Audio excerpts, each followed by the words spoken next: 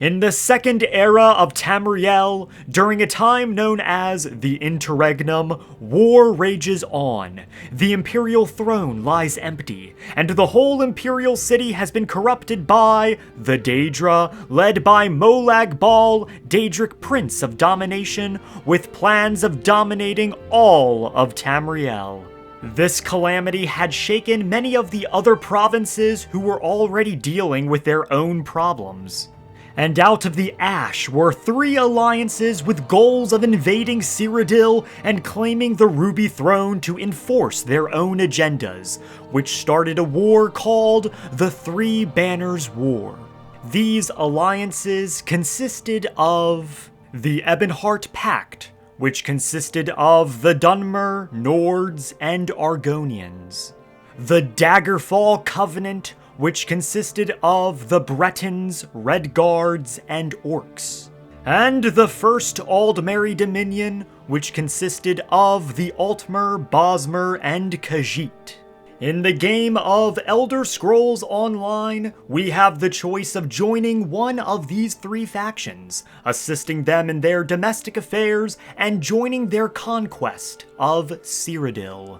But which of these factions should you join? Which side is the most moral? Which army has a better claim to the Ruby Throne? And what the hell do these factions even want? Hello, my fellow hirelings of House Telvanni! I'm Neloth, and recently I have started playing ESO again, and couldn't help but ask myself the same very question. Which side of the Three Banners War is better? And I will be answering that question in this very video. Before starting, it should be stated that neither of these sides truly succeed in ascending to the Ruby Throne and winning the war, since we all know that Tiber Septim is the man who actually ascends the throne and conquers all of Tamriel, ushering in the Third Era and the first true Tamrielic Empire. However, ESO takes place in the year 582 of the Second Era, and Tiber Septim won't even be born for another 300 years. So if a side were to rule until good old Septim himself takes the throne, who would it be? I shall be ranking these factions from worst to best, and will go over who they are, their goals, leaders, and talk about why I believe they are either absolutely awful or absolutely amazing. Finally, I just want to give a huge shout out to my channel member Mirak. Let us begin with number 3, the Aldmeri Dominion. The first Aldmeri Dominion was an empire founded by Queen Irene in the year 580 of the Second Era, and consists of the Altmer, Bosmer, and Khajiit. Now, you might be asking yourself, why is the Aldmeri Dominion in last place? What's so wrong with them? Well, I can easily give you 3 reasons. The Aldmeri Dominion believes in elven supremacy, many Altmer don't even want to be a part of the Aldmeri Dominion to begin with and are forced into it, and the leader of the Dominion, Queen Irene, is a horrible leader and a terrible person no matter how hard the Dominion storyline in ESO tries to tell you otherwise. Now, already some Dominion supporters might be yelling at me saying, but Master Neloth, the first Aldmeri Dominion aren't the elven supremacists that we see in Skyrim like with the third Aldmeri Dominion. In fact, they believe in equality, and you would be completely wrong. See, each of the alliances vie for the Ruby Throne to achieve their own goals, but why does the Aldmeri Dominion seek control of the Imperial City? Well, they believe that orcs, dark elves, and men especially are responsible for all of the catastrophes inflicting Tamriel, especially with Molag Bal beginning the Plane Meld and his invasion of Tamriel. They believe that the men of Tamriel are incompetent and incapable of ruling, and that only the High Elves, Wood Elves, and Khajiit have the wisdom and restraint to peacefully rule over the rest of the races. Simply put, the Aldmeri Dominion wish to rule all of Tamriel from the White Gold Tower solely through elven rule. Mafala, please! The guy who's responsible for the Daedric apocalypse is literally an Altmer named Manamarco, so the idea that the Altmer are not destructive and are morally better than man is fucking bullshit. And restraint? My brother in Boethia, you've allied with the Khajiit, and while I do like the Khajiit and think they're cool, even the most benevolent of them does a little stealing every now and then because they can't help it. Unlike the other factions that I will talk on more later, the Aldmeri Dominion are the only faction that wish to have one race rule over all the rest. Oh, sorry, 3 races, even though many High Elves still look at their quote-unquote allies with contempt and disdain. The Aldmeri Dominion even refer to the Bretons as mongrels, the Argonians as lizard slaves, the Nords as simple, and worst of all, they called my people the Dunmer demon spawn, which is just an insult to the reclamations. Oh wait, are we in the Second Era? I mean the Tribunal. Speaking of which, the Aldmeri Dominion is extremely flimsy and is hanging on by a thread, more so than the Ebonheart Pact, I would argue, because again, many High Elves, the race that established the Aldmeri Dominion in the first place, don't even want to take part in the war effort or even associate with the Bosmer and Khajiit. In fact, half the Aldmeri Dominion storyline involves fighting an Altmer supremacist faction called the Veiled Heritance, who wish to depose of Queen Ayrenn, dissolve the Dominion, and return the Somerset Isles to only having Altmer living on it. And the Veiled Heritance isn't some minor faction either. They are fucking everywhere and make up many peasants and nobles. Hell, half of Queen Ayrenn's own court are secretly members of the Veiled Heritance. Now, let's talk about Queen Ayrenn, because she is, my god, a terrible leader. See, Queen Ayrenn was the heir to the then-king Hydeleth. However, when Queen Ayrenn was supposed to be participating in studies and traditions to get ready for the throne, Ayrenn just vanished without a trace, forcing Ayrenn's brother, Naaman, to become the new heir.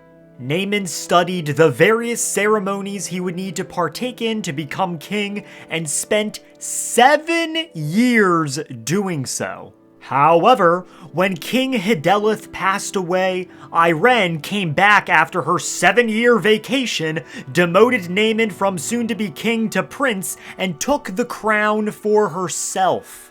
And what was Queen Ayrenn doing during this 7-year getaway, you might ask? Oh, you know, sailing with pirates from Cyrodiil, dancing with Nereids in the hills of High Rock, and flying on top of kites in Hammerfell. This isn't a joke, by the way. These are literally things that are mentioned in 2 separate books on Queen Ayrenn. The events of ESO really try to make Queen Ayrenn out to be this noble woman that just wants what's best for everyone. But all I see is an individual who wanted to be a queen, but not do any of the work, and sees herself being superior to almost every race, besides the ones at her doorstep. And during most of the Dominion storyline, we are constantly seeing members of Ayrenn's court betray her as they believe she is unfit to rule and believe her brother Naaman would have been a better king, and I started to agree after a certain point.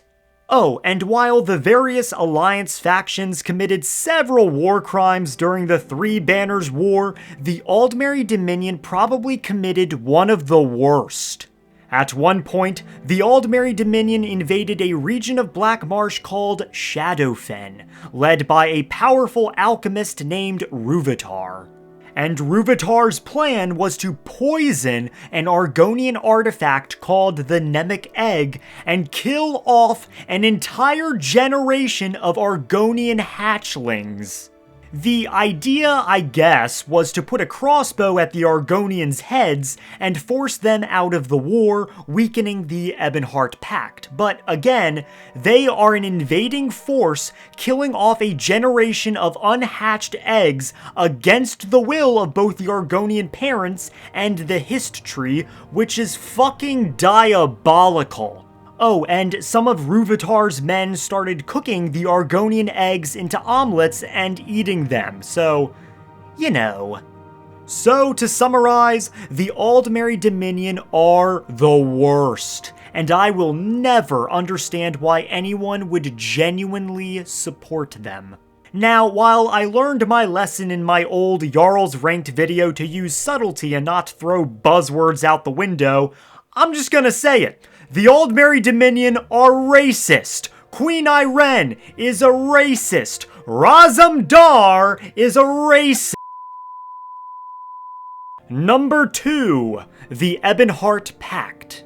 The Ebonheart Pact was a military alliance between the Nords of Eastern Skyrim, the Argonians of Shadowfen, Thornmash, and maybe Murkmire in Blackmarsh, and all of the great Dunmerry houses of Morrowind, with the exception of the sexy Telvanni. Now, I do want to say that while the Ebonheart Pact is in second place, I do not dislike them like I do the Aldmeri Dominion. In fact, I actually like the Ebonheart Pact a lot after looking over the lore, but I will get more into their downfalls later.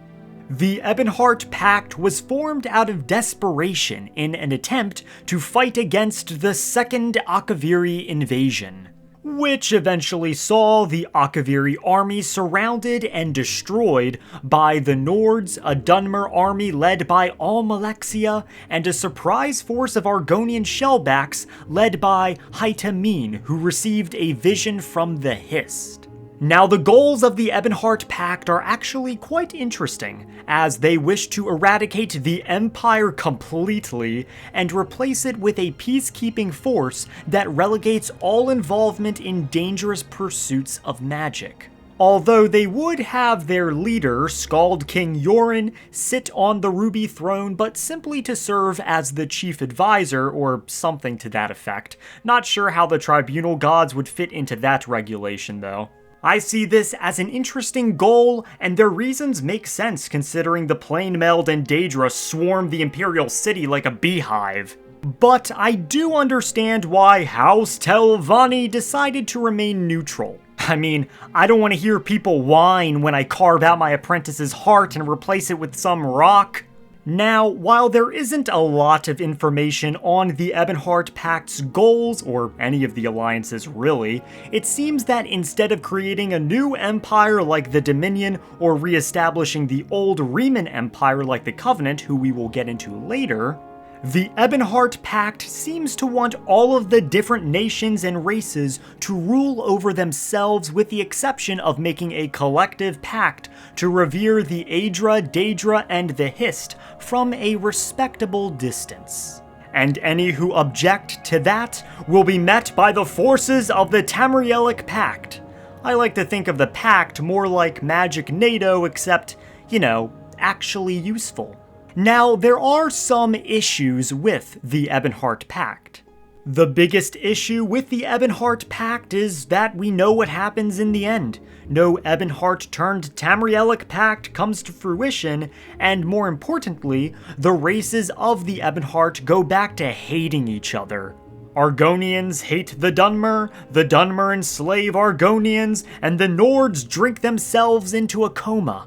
In fact, because of each race's history with each other, I would argue that the Ebonheart Pact has an even more unsteady and fragile alliance than any of the other factions, and are quite possibly the weakest and least likely to win the war from a military standpoint. While most Dunmer are unified in the war, the Nords and Argonians are quite divided, since the Western Kingdom of Skyrim is neutral, and almost every other Argonian tribe is neutral as well. We can also see some small pockets of Argonians fleeing to Dominion and Daggerfall lands to either escape oppression or to join those respective militaries to fight against the Pact. And while the Ebonheart Pact hasn't really committed as many war crimes as the other factions like the fucking Aldmeri Dominion, the Dunmer of the Alliance do seem to make a habit of enslaving members of the opposing alliances, especially since enslaving Argonians is illegal in the Ebonheart Treaty. In Ebonheart territory, we can see a group of Khajiit and even a Breton girl being enslaved. We can also see in Stormhaven a group of Dunmerry slaves called the Ember Eyes, making a habit of enslaving every other race they can find. The Ebonheart Pact, while really cool, is doomed to fail. Unlike the Aldmeri Dominion, which makes 2 more resurgences, and the Daggerfall Covenant, kind of, which I guess I'll talk about them now. Number 1, the Daggerfall Covenant. The Daggerfall Covenant was a military alliance between the Bretons, the Red Guards of Northern Hammerfell, and the Orcs of Orsinium and various other strongholds. The Daggerfall Covenant was originally a pact between all of the Breton kingdoms to unite if their lands were ever under attack, which they originally were by the Reachmen named Durkarok, and only thwarted when the Bretons all united. However, the Daggerfall Covenant grew when King Emeric married Princess Mariah, the daughter of the Redguard King Faharajad. This marriage did spark conflict, however, as Emeric was supposed to wed the daughter of King Rancer. King Rancer responded to this marriage by invading Wayrest, the city Emeric ruled. Luckily, the Bretons remembered the original covenant they signed, and King Faharajad sent his elite troops to assist. When King Rancer fled back home, he found that his city had been sacked by the orcs under the leadership of the Orc King Kurog. After Rancer got his ass handed to him, Emeric made an alliance with Kurog and many other orc tribes, and they all turned their attention to the Ruby Throne like all of the other alliances. But what are the goals of the Daggerfall Covenant? Well, the Daggerfall Covenant wishes to revive the old empire of Riemann Cyrodiil and basically return the empire to its glory days before the Daedra and the Longhouse Emperors. On top of this, the Daggerfall Covenant, similar to the Ebonheart Pact, wishes to create a Tamrielic covenant where all kingdoms can have a seat at the Grand Council so that all voices can be heard and not just the Boethia-damned Dominion races. Now, the reason why I believe the Daggerfall Covenant is the best faction out of all the others is simply because the Daggerfall Covenant technically wins. While they weren't able to put High King Emeric on the Ruby Throne or win the war at all in a timely manner, they did eventually get what they wanted 300 years later with Tiber Septim, who started his conquest of all of Tamriel and was able to bring back the old Riemann days, but this time conquering all of Tamriel.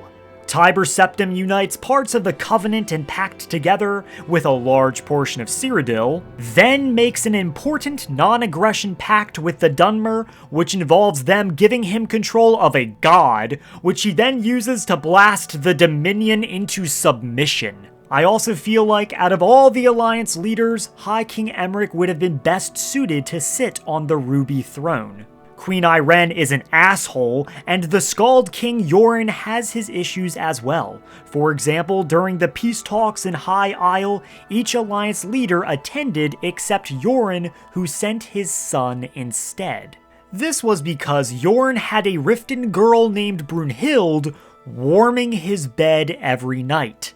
This shows me that Yoren cares far more about himself and his own personal comforts than ruling. Emeric has a far more practical mind in my opinion, and realizes how serious and difficult it is to be a king and rule. Additionally, the Daggerfall Covenant appears to be more cosmopolitan than most of the other alliances I have seen. When playing through the Covenant storyline, I remember seeing far more races that weren't with the primary 3 than any other alliance zone. And because the Covenant's goals are literally the restoration of the Riemann Empire, the Alliance is a far more tempting side for any Imperials to join that wish to restore it. However, the Daggerfall Covenant isn't all sunshine and golden lions. One big problem is the fact that I feel the Daggerfall Covenant isn't as strong as one might think. while all of the Bretons do seem to be unified, only the forebear Red Guards in northern Hammerfell involve themselves in the Covenant. On top of this, the Orcs' involvement in the Covenant is tricky to ascertain, as the Covenant alliance only extended to King Kurog of Orsinium, but when he was killed by the player character, another Orc named Chief Bosrog took over and was less enthusiastic about the war. Additionally, the Covenant seems to be the most aggressive in the Three Banners War, especially in Morrowind, where a Covenant general named Sarian invaded and did kill quite a few civilians, and even used necromancy on his own soldiers when he started losing. So, to conclude, I do think that the Daggerfall Covenant is the best, as I feel they have the superior leader with Emmerich, and they are the only alliance whose vision actually comes to fruition. If the Skald-King Yoren was a better leader, and we didn't know that Tiber Septim would eventually rise to the throne and create the Third Tamrielic Empire, I might even say that the Ebonheart Pact is tied with, if not better than the Daggerfall Covenant, as I find the idea of their Tamrielic Pact against dangerous magic to be rather interesting. But as a Telvanni fan, I find that to be complete bullshit. But as a Dunmer fan in general, I do understand the virtues of remaining independent and not paying taxes and giving away your ebony ore to some faraway emperor to grow fat on. However, if you are an Ebonheart Pact supporter and disagree with me ranking the Daggerfall Covenant first, at least let us come together to say fuck the Aldmeri Dominion from the Second Era all the way to the Fourth Era with the Thalmor. And that is all I wrote. A video where I try to ascertain which alliance in the Elder Scrolls Online is truly the best. This is a question I have thought about for a very long time, and noticed nobody really made a clear video on that wasn't either heavily outdated, wrong, or just someone saying they like an alliance solely because their favorite race was in it. Be sure to let me know down below who your favorite alliance is. Unless it's the Aldmeri Dominion, of course, then I'm going to permanently ban you from Morrowind. So with all that being said, make sure to like the like button, like the subscribe button, and like the bell notification down below to be updated on future videos. And I will see you whenever the fuck I decide to upload again. House Telvanni be with you. Please, O hero of Skyrim, I shall be ever so grateful.